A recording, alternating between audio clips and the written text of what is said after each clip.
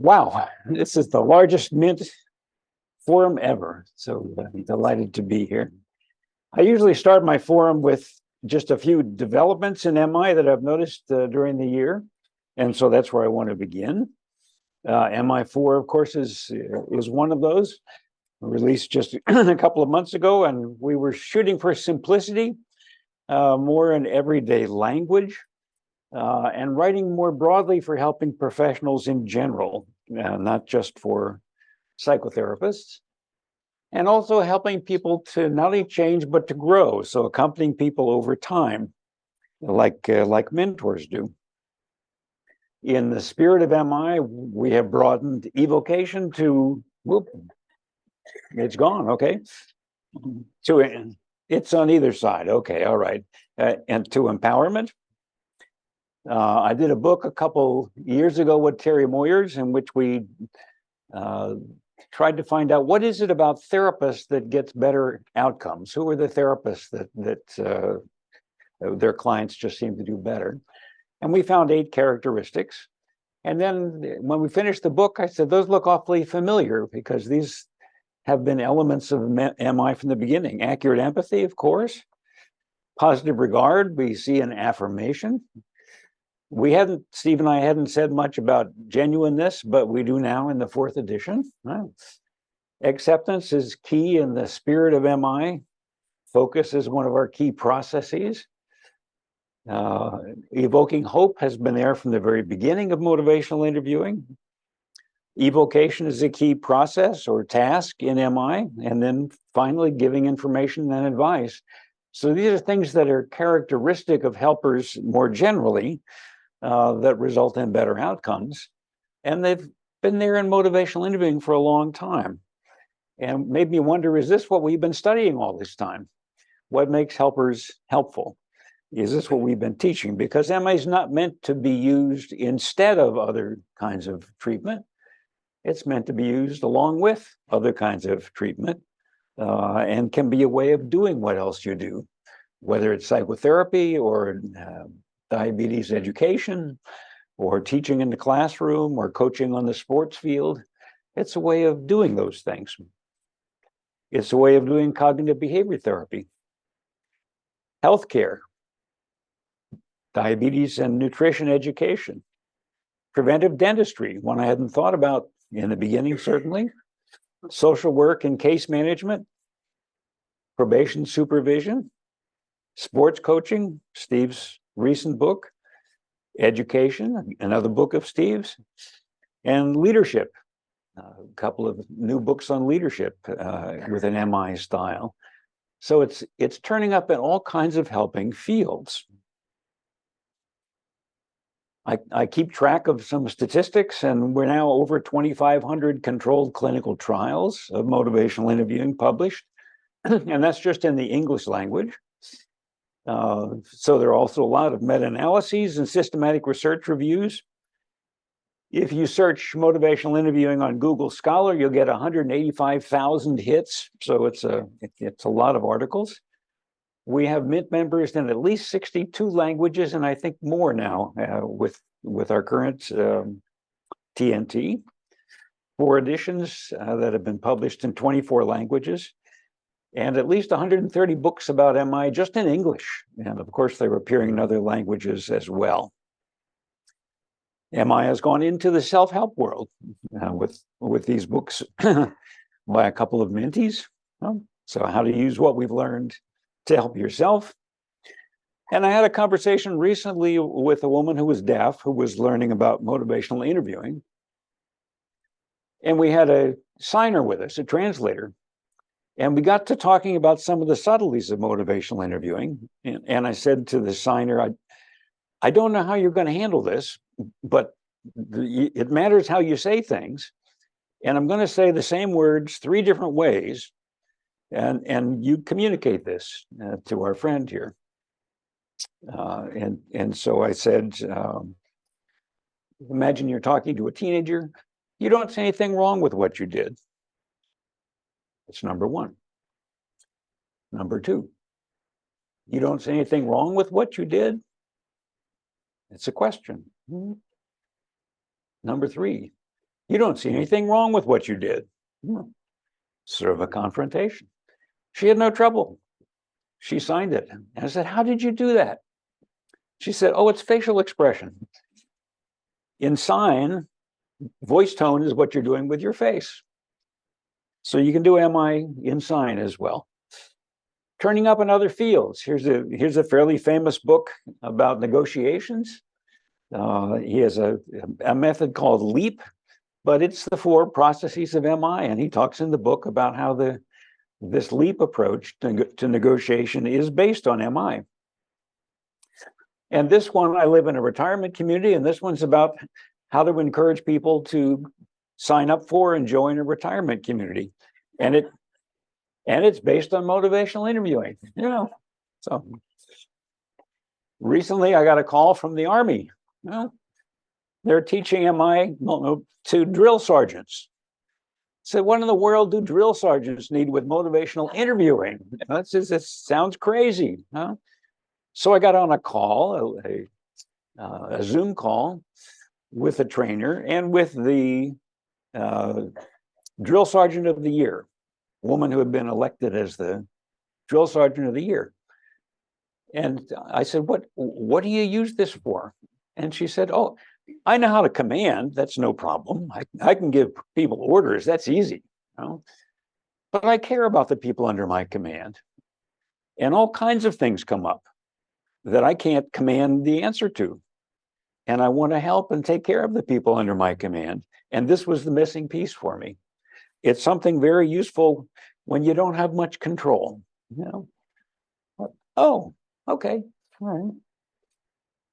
I'm going to be talking about dyadic ambivalence with Tyrell Starks at 11 o'clock today, because ambivalence isn't just intrapersonal. You can have couples who are ambivalent about things, and then it gets really interesting. And I want to commend to you this book by Summerson Carr. She has spoken twice to the Mint community. She's a linguistic anthropologist, and she has devoted 15 years of her career as a linguistic anthropologist to studying motivational interviewing, and in particular, this strange tribe of people called Mint.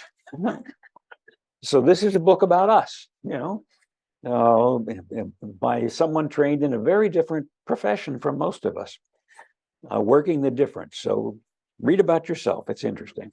All right. So I want to talk about hope, because that's a book I'm working on now. Been working on it for about a year and a half so far. And it's a fascinating topic. I've been reading and reading. There's a lot of research on hope. It's a universal thing to human nature, like ambivalence, like love, like faith.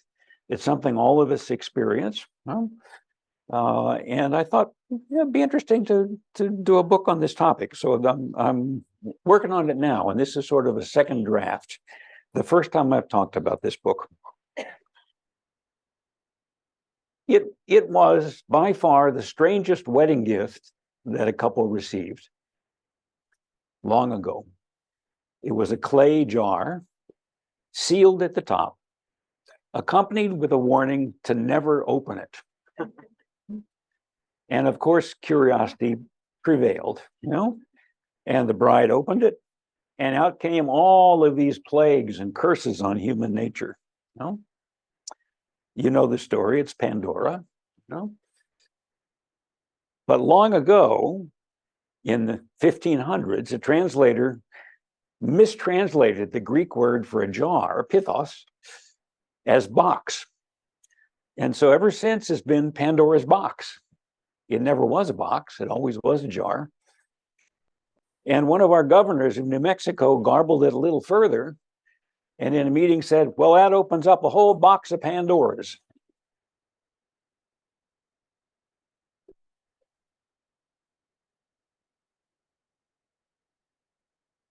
He apparently thought they were cigars. I don't know. But there's one detail that's often left out of telling the story, and that is there was one thing left in the jar after all these terrible things had escaped. And what was left behind was hope. Now, hope, there's a concept of psychological capital, that which we have that allows us to cope with life. And hope is one of the parts of psychological capital, along with optimism and resilience and agency. So these are characteristics of people that get us through things. Again, big literature on hope. It's something that we do when we're not certain what's going to happen. And not just adversity. I mean, when it's possibilities and opportunities, we also hope, can be for good things. But it's the land of not yet. It's the land of what has not happened yet. It's anticipating a better future of some kind. And you must have three things for hope. First of all, there has to be a goal, something that you're hoping for. You have to want it, which I'll talk about in a bit. And it has to be possible. Maybe not very possible, but at least not impossible. With those three things, human beings can hope. And there's another universal in the land of not yet, when you're thinking about what might be, and it's fear. Fear is sort of an opposite of hope in a way. Fear shuts you down. Hope opens you up to see other possibilities. They kind of suppress each other, and yet they can exist together. You can be hopeful and fearful at the same time. So as I said, there's a huge science here, and I've been reading it. And I'm going to give you a little summary of what we know about hope. In 1959, Carl Menninger, the famous psychiatrist, wrote an article and gave a talk bemoaning the lack of research on hope. He said that the journals are silent on this topic. Our shelves are bare. Why is that? Well, it's no longer true. This is now a topic of research in many fields, all of the ones listed here. There are dozens of measurement instruments and definitions of hope out there. It's being studied in many different professions. And it's pretty clear that it's significant. It is part of psychological capital. People with high hope are better at solving problems. They have a higher quality of life in general, even in the face of adversity. They're more resilient and persistent. They can transcend present difficulties. They get more engaged and are more satisfied with their work, and they're better at their work in general. They find greater meaning and purpose in life. They're more creative, more adaptive. They see possibilities, and they experience greater purpose in life. They recover more readily after a disabling injury. And in psychotherapy, they tend to have better outcomes. So it's a lot of good news about people with high hope. There can be a downside, and I'll talk about that a bit. But in general, hope is profoundly beneficial. And what I found, the reason that I'm writing a book, is that there are actually a number of different ways of hoping. And I've found 8 of them. And the first one is desire, is wanting. As I said, without desire, you don't have hope. You don't hope for things you don't want. And so this is just the wanting piece of it. It's something I experience when I go home after a trip like this.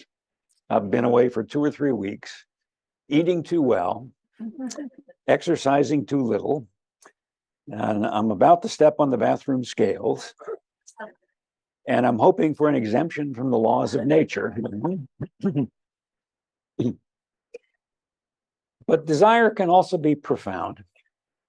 The story of Pygmalion, you may know. He was a resident of Cyprus, king of Cyprus, and a sculptor, a very talented sculptor. And he sculpted a woman, an ideal woman, so beautiful that he fell in love with his statue. And he would bring her gifts, and he would kiss her and hug her, and made a bed where she could be comfortable at night and so forth. And then on a religious holiday, he went to the temple, really wishing that he could have a woman just as good as this sculpture that he had made. He was yearning for it. Mhm. And as you may know, Venus granted his wish. So he went home and the statue was there, and he, as usual, kissed her lips, and they felt warm. And he kissed again, and she came to life. And Venus had brought to life this woman. His desire was granted, like the modern story of Pinocchio as well. And Pygmalion gave his name to an effect in psychology: self-fulfilling prophecies. What you get is what you see. Almost the opposite of what we usually say. It's been replicated in education, which is where I think it arose, in leadership, in the workplace. What you expect of your employees is what you tend to get. True in psychotherapy, true in healthcare. And there seem to be three steps in self-fulfilling prophecies. One is you develop an expectation about a person, can be positive or negative. Then you begin to treat them a little differently based on your expectation. And then they begin to react to you in a way that confirms your expectation. And so your expectations come true. In other words, it matters what you want. It matters what you desire. It matters what you hope for yourself and for other people. Desire, first piece. Probability, hope number two. What are my chances? We want to know that. When we're uncertain about something, we often want facts. We listen to polls, or and do you trust scientific facts, or you do trust your own experience? People tend to give more weight to their own beliefs and experience than to the facts that you can find out there. But when I was diagnosed with prostate cancer, I wanted to know what the clinical trials had to say. And so I went to the medical library and read up and made a decision about my care based on what the science had to say. So I'm interested in facts and probabilities. That's something that you care about and you're interested in when you're hoping. And sometimes we'll go with long shots. You buy lottery tickets, your chances of actually winning the lottery are tiny, tiny, but people buy them. If you have a life-threatening illness, essentially a fatal illness, but there's a surgery that has a 5% chance of success, would you want it? Might. Sometimes we go with the long odds. In motivational leadership, we pay some attention to hope. We listen carefully. If you ask somebody, will you help me move to my new apartment, for example? You listen to what they say because it tells you about probability. I wish I could. That doesn't sound too promising. I'd like to. A little better, maybe. I might be able to. A little more hopeful. You're going to need help. Well, okay. You've often helped me. Wow, that sounds pretty good. I hope I can help you. That's sounding a little better. I will help you. Commitment language. I promise I will help you. So we're always listening to language, getting a sense of how likely things are going to be. Hope number three. Seeing possibilities. I said that people who are hopeful are more creative. And on creativity tasks, they see more unusual possibilities. They can think of ways of getting things done that other people might not see. It's important what possibilities you see in the people around you. Mentors and therapists are people who see possibilities in the people that you're working with.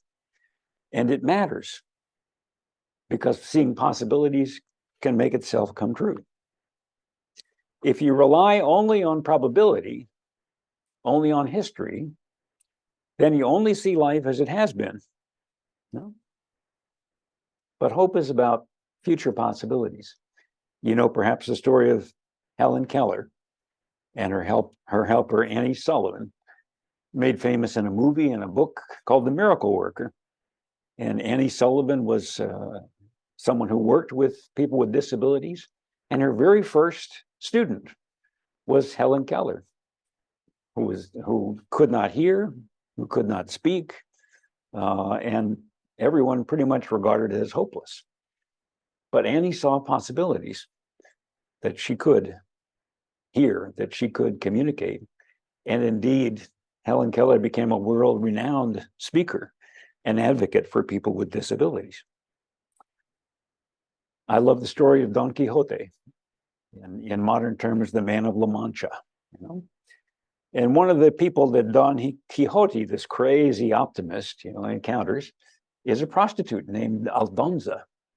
But he sees her as a noble lady and calls her Dulcinea, my Dulcinea, and treats her and speaks to her as a woman of nobility, which sometimes really ticks her off. She doesn't like it sometimes.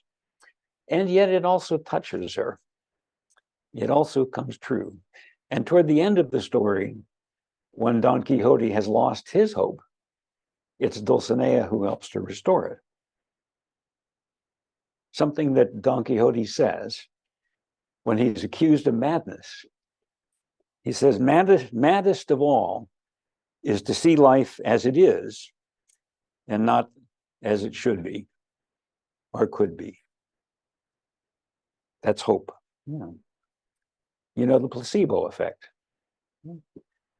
Placebos are so powerful, have such an effect in relieving pain and relieving all kinds of symptoms, that when you're testing a new medication, you don't test it against nothing.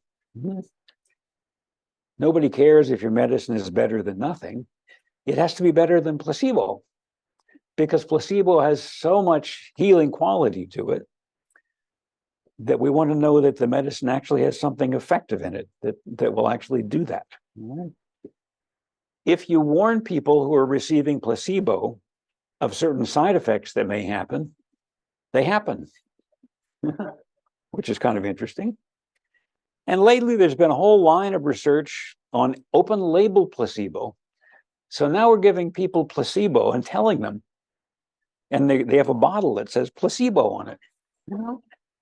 And the doggone thing still works.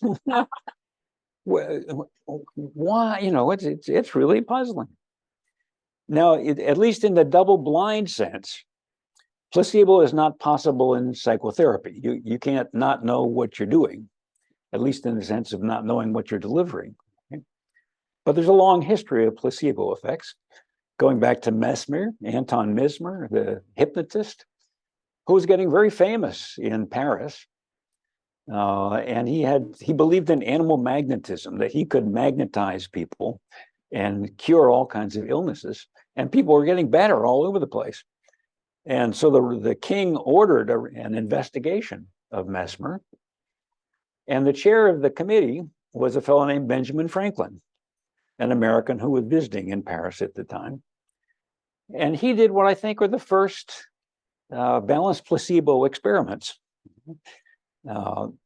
He told people that they were being magnetized when they weren't, or he had the mesmerist come in and magnetize the person quietly, blindfolded. They don't know the person's there, So was it thinking that you were being magnetized, or was it the actual presence of the hypnotist? He sent the mesmerists into a walled garden and had them magnetize trees. They believed they could magnetize trees. And then released a bunch of suffering people into the garden to choose a tree to hug. And would they be more likely to get better if they hugged a tree that was magnetized? Well, you can guess the answer was no, that it didn't matter whether they were told that they were being magnetized or whether it was being done secretly. And in fact, if you secretly give pain medication to people, it doesn't work as well as if they know they're getting it, And so Mesmer was discredited and actually driven out of Paris even though Franklin himself noticed an awful lot of people got better. He described the cures as remarkable cures. They just weren't because of animal magnetism. And so Mesmer was disgraced. Hope number 4, optimism. It's actually listed as one of those characteristics of psychological capital. It's, what is it? It's not a specific hope. Optimistic people believe that, at least in the long run, things are going to turn out for the better. It's more like a personality characteristic than something that's happening at the moment.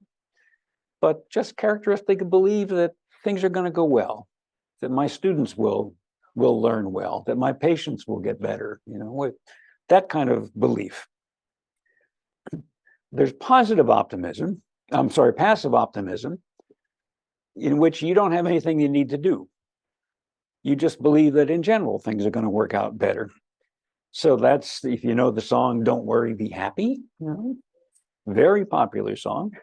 Or if you know the Lion King, Hakuna Matata, that don't worry, things will be fine. That's one kind of optimism, which also has beneficial effects, by the way.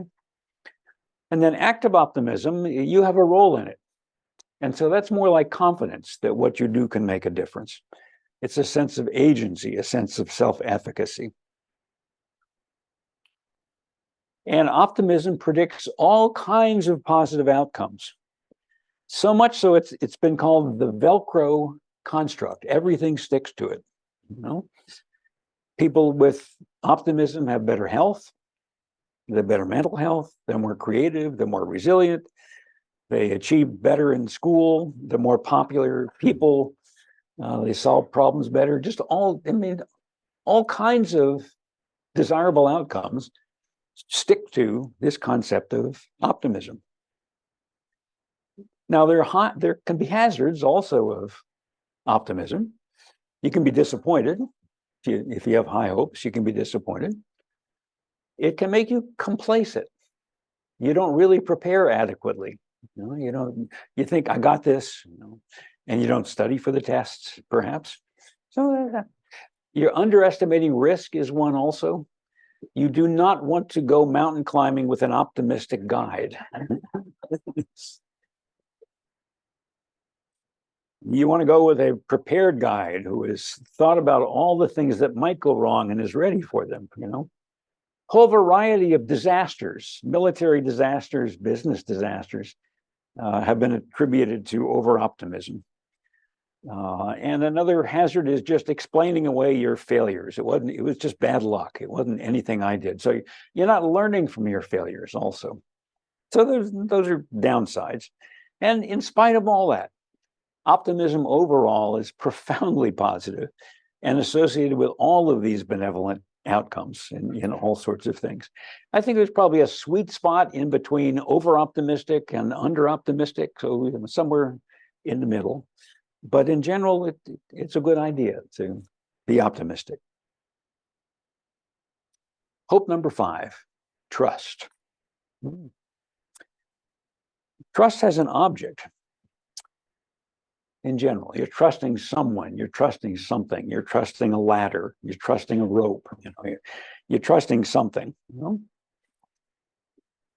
It's kind of a relationship between you and the person, or you and the ladder, whatever. Now, also from Erik Erikson that one of the first stages of development, first 18 months of life, is one in which you get a sense of whether the world in general is a trustworthy place or not. And so your propensity to trust or to mistrust also is affected by early experience. We know that. In motivational interviewing, engaging is the first thing we do. Establishing a modicum of trust is a beginning. And without it, you can't get very far. Also, psychologists have written about corrective emotional experiences, things that can happen to you that repair damage that was done earlier. So you can begin to gain trust. I learned a lot about trust from Monty Roberts, the original horse whisperer. Monty is a man who can meet a horse that's never had a blanket or a saddle or a rider on its back, and in half an hour on average, have a rider up there with no violence. It's in contrast to breaking horses, which is about 2 weeks of violence and domination and submission. And there's strong belief that that's the way you have to treat horses for them to do well. It's not true. Monty travels the world teaching his join-up method, his way of working with horses that is collaborative. And it's a lot like motivational interviewing. The first time I watched Monty work on a BBC program, I said, he's doing what I do. But he's doing it with horses, for goodness sakes, And so I wrote to him and I sent him our training tapes. I didn't hear from him. And then we were out in Santa Barbara, and I'm reading his autobiography, wonderful book, The Man Who Listens to Horses. And Kathy's doing what she always does, which is, what would be interesting to do around here? And she says there's this little town called Solvang up the road, which is a Danish town, charming place. Let's go there. I said, Solvang. Oh, that's where this guy lives. So I called up the ranch, and I got an operator course. And I said, I'm a fan of Mr. Roberts. I really appreciate his work, and I've written to him, and now I'm feeling stupid. They must get 300 of these calls every day, And she said, hold on. And the phone went silent. And a minute later, this is Monty. Hi. I got your letter. I watched your tapes. I didn't need to take notes because you do what I do. But you do it with alcoholics. That's amazing. Yeah. Now, I've experienced join up with Monty standing up on the balcony giving me tips. So I'm alone with a horse I've never met in a round pen, and the horse is galloping like crazy around the outside. And I knew what to do. I'd been trained by Monty. And you follow the horse with your eyes, and looking directly at a horse causes it to run away, because that's what predators do. Then you let your eyes drift back along the flank of the horse, and the horse slows down a little bit. Interesting. Then you look at the horse in the eyes, and it speeds up again. And you just let the horse run one way and then run the other way, and so it does everything it can to escape, and figures out, I'm not going to get away from this stranger here. And then at one point, horse is coming around, and Monty said, now when he gets over there in front of you, just turn your back. So, which I did. And it got quiet. The horse wasn't running anymore. And he said, now look over your shoulder. Here's the horse's nose. Him right behind me. That's the moment of join up. And then the horse will follow you. You've established trust with the horse in a relatively short period of time. And he can teach other people how to do it. That's something else he has in common with motivational interviewing. He's not just a wizard that can do this himself. He can teach other people how to do it, and teaches other people how to teach it. So we've been friends now for 20 years or so, and it's been an amazing experience. Hope number 6, meaning and purpose. Finding meaning in life, finding purpose in life. So sometimes, in spite of what's happening, you can experience meaning in it. Meaning is kind of a sense of, it's comprehensible. I can understand what's happening. A way of thinking about what's happening. It has coherence to me. So even though what's happening can seem very bad, you can understand what's happening and perhaps accept it. And purpose in life actually means you have a role in it too. You have a job to do. There's a reason why you're here. Both of those things are associated with physical and mental health. A sense of meaning in life, a sense of purpose in life. And there's also prophetic hope. Prophets are people who are both hopeful and critical. They see what's wrong with the present, and they say it, which often makes them quite unpopular. And they also have a vision. They also know how it could be. And so the prophet Jeremiah in Jewish history suffered all kinds of misery. I mean, people hated him because he kept saying, we're going to be invaded, we're going to be overrun, you need to just give in to this invading army. That didn't make him very popular. People tried to kill him, dropped him down a well at one point to leave him there. So all kinds of terrible things happened. And through all of that, he maintained his vision. And then when finally the nation was invaded and everybody was exiled off to a strange land, he's writing hopeful messages to people there, saying things like plant a garden, buy a house, do things for the welfare of the community that you're in. So he had carried that through decades of experience. Mahatma Gandhi, of course, also believed firmly in a nonviolent way of living, as Monty Roberts does. And his vision transformed things in India and liberated India from empire. Martin Luther King also had a vision that he shared, that things didn't have to be the way they were and shouldn't be the way they were. Spoke out against war, spoke out against racism. Hope number 7, perseverance, which is not just persistence. Persistence is doing the same thing over and over and over again, even if it isn't working, just kind of keeping it up. Perseverance is staying with it, remembering your goal, where you want to go, and trying different ways of getting there. You don't give up.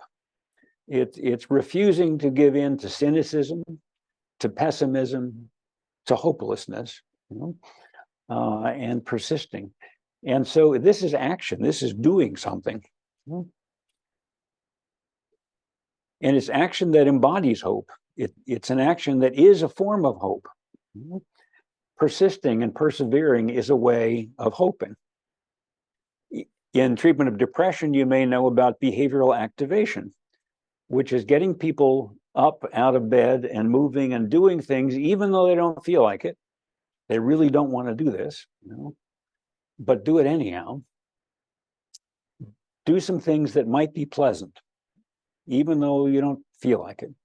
And it gets people out of the hole of depression. Resilience is continuing to try, continuing to persevere, despite difficulties, despite obstacles. There's a wonderful literature on growth that happens after trauma. The trauma doesn't just destroy people. People can also come out of it stronger. And there are countless stories like that. I know 2 people that had severe brain injuries and recovered from them, are recovering from them. And I listened to their language. And they didn't talk about failing so much as trying, Even in treating addictions, if one round of attempts doesn't work, it doesn't have to be thought of as a failure. It's a try, One time around, the stages of change, Well, smokers go around between 3 and 7 times before they finally quit smoking for the last time. Each time is a try. Doesn't have to be thought of as a failure.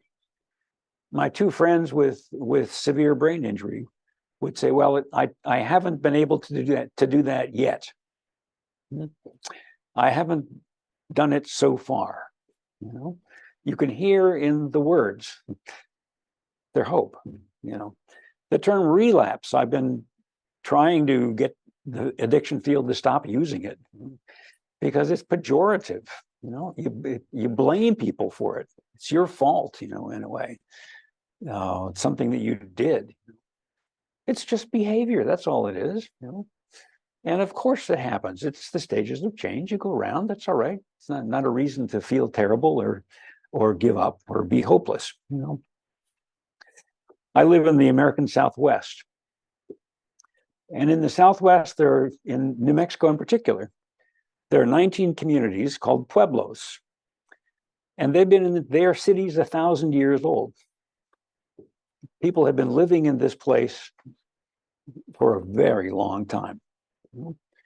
And unlike other native tribes, they didn't get displaced for the most part.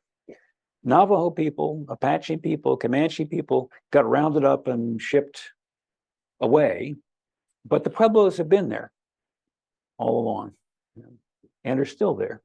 Now, they survived despite famines and droughts and conquistadors who wanted to convert them to a different religion and all kinds of violence and trauma, you know. And a message that you sense there is, we're still here, you know. We're still here. It's persevering. And hope number 8. When all the other kinds of hope are gone, when they all seem to be exhausted, there's a kind of hope that is still there, a kind of hope that still will not give in to hopelessness. Maybe completely irrational, but doesn't give in. Viktor Frankl wrote about this in his famous book. He talked about people he remembered in concentration camps. Frankl survived 4 different Nazi concentration camps. And he wrote this: "We who lived in concentration camps can remember the men who walked through the huts, comforting others, giving away their last piece of bread. They may have been few in number, but they offer sufficient proof that everything can be taken away from someone but one thing, the last of the human freedoms, to choose one's attitude in any given set of circumstances, to choose one's own way." It's seeing a horizon maybe beyond your own lifetime, something you will never see yourself, and yet facing yourself toward that horizon, living toward it, moving toward it, even though you may not expect to see it in your own lifetime. Martin Luther King's last speech contained an eerie foreseeing that he would be assassinated the next day. He's actually referring to Moses in Jewish faith. "I've gone up the mountain and I've looked over and I've seen the promised land. I may not get there with you, but I want you to know tonight that we as a people will get to the promised land." It was such a powerful message. He was seeing beyond his own lifetime and living beyond his own lifetime. So you can choose to hope. All 8 of the kinds of hope that I've talked about are choices, are things you can decide to do. And there's a rich variety of them. You can choose what you want for yourself and others, and it matters. You can consider the facts and the research and the evidence and the data and the likelihood. Take it into account. What's likely to happen? Sure. The idea of false hope, by the way, comes from a probability perspective, that the person's hoping for something that isn't very likely. But really, there's no such thing as false hope, except from a probabilistic perspective. Seeing possibility, seeing what could be, seeing what should be, seeing other options that haven't been tried. Optimism, just carrying with you the tendency to look on the positive side, to accentuate the positive. Many benefits associated with that. Choosing to trust. Wisely, okay, but choosing to trust. And it inspires other people to trust as well. And like fear, it's contagious. Finding meaning and purpose in your life. Trying to get a bigger perspective on what's happening, stepping back from it, seeing a bigger picture.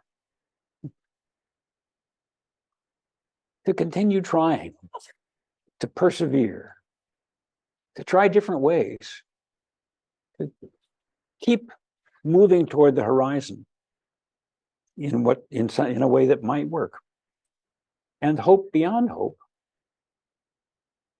To remember the horizon, to remember beyond your own lifetime, even there is still possibility. There is still hope.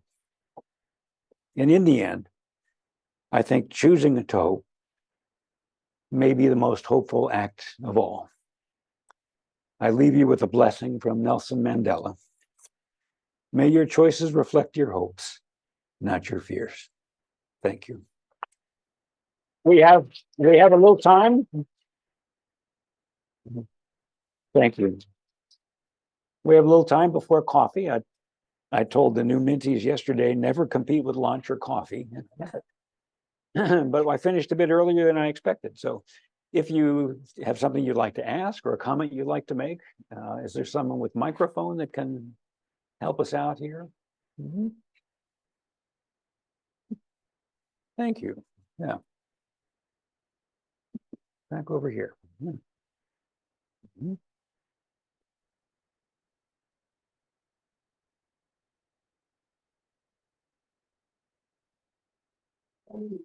Thank you very much for this really powerful talk. I just read a few articles about hope, and what I noticed is that it's for a lot of care professionals, it's very hard to rely on the hope of the patient. So because they know the probabilities, and sometimes they take away the hope from the patient, but we know that's not very helpful for their process. So I was wondering, how can we help care professionals to be more relying on the hope or trustful on the hope of the patient? Or, can you understand what I mean? Yes, yeah. Well, there are 8 ways to do it.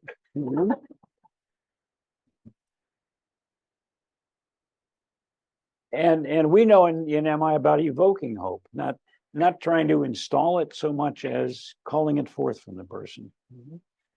And as a as a health professional, you're balancing what you know, the facts, and also maintaining hope on the other side. And so you don't want to give unrealistic information. At the same time, you don't want to deprive people of hope that they can have. And they may draw on your hope, actually. One of the things that Steve and I have said is when your client lacks hope, you can lend them some of yours. And there's so many different ways of hoping. I think that's a hopeful thing that I found in this book. And is a reason that I'm writing this book, that as I began to read, it was like, gosh, there are actually a lot of different wrinkles to this, a lot of different ways of being hopeful. So you have choices. Bill, for a wonderful talk, as always. I'm just curious if you've had any pushback from the professional community about telling people that hope is a choice in that context. I can imagine a scenario where you're talking with a person that's in the middle of difficult depression, that if you tell them that hope's a choice, they might fight back on that with sustained thought. Sure. Yeah. I'm curious about your thoughts. Yeah. Well, this is the first time I've given this talk, so the first opportunity for that is over coffee, but no, I haven't. But can you imagine situations in which trying to provide hope can be harmful? Absolutely. Sure. And it's your clinical sensitivity about, when is it helpful to do this? How is it helpful to do this? But there's lots of writing about false hope, about not giving people unrealistic hope. And I think that's just a statistical way of thinking about it.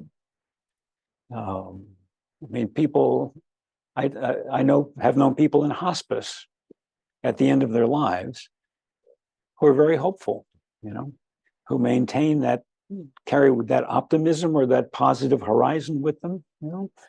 So how will it be for this person? I think is a way to think about it. How will hope happen for this person? One more question here. Yes. Bill, thank you as always for leading us. As you were talking, I was thinking about communities of hope. Oh, yes. And thinking also how wonderful it is for me to be here and be around people who believe that listening is meaningful, acceptance is meaningful. But I'm wondering, in your readings over the last year and a half, have you also stumbled across things that are more community-based as opposed to sort of individual, this is what I can do based? Oh, yes. No, as I said, hope is contagious, so a family can be hopeful together and share that hope. A department can be hopeful, a community can be hopeful together. And so trying to build that into your family, into the place where you work, into your community is possible, and groups vary in their hopefulness, and within groups, people vary. I live in a retirement community now, and people are all over the place in terms of optimism versus cynicism and pessimism. And we kind of cluster together, those of us who are more optimistic and see the brighter side of things. And so you find each other and create little communities of hope like that too. Yeah. Okay, I think it's coffee time, so thank you.